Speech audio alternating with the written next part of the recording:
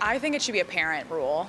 I think, yeah. Like, it's interesting that the government does it. I think that parents should probably have control over that because they're more aware of the kid's schedule, maybe like firsthand, instead of the government like, oh, here's what you're doing, like a set of rules that you're bound to. I think it would be better if the parents did it. No, I don't feel that government should be involved. I believe that parents should be involved. I do believe parents should pay attention to what their children are doing. As a school social worker especially, not just video games, but also the kind of TV that they watch.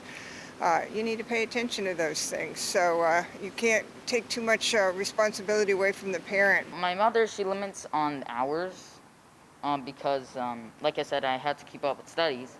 And they don't really care what game I get, but they do care if it's like an inappropriate game.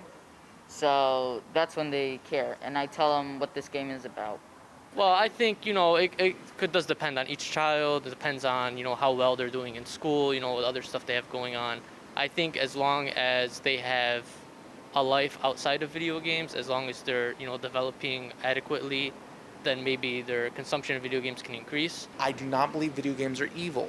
I am Catholic. Our church does not believe video games are evil. But they have to be used rightly. The government has to make decisions. The government has to enforce limits, but not on things that are so trivial as when your kids are playing video games. Nah, like 2 hours a day, to be honest. 2 hours a day will be fine.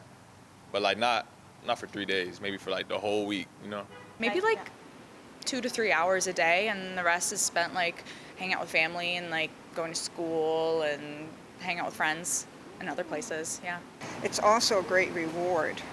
So when a child accomplishes a certain something that you need them to accomplish, whether it be homework or chores or something, they can be rewarded with more video game time. So The United States is a different, they won't react as well as perhaps the Chinese population would.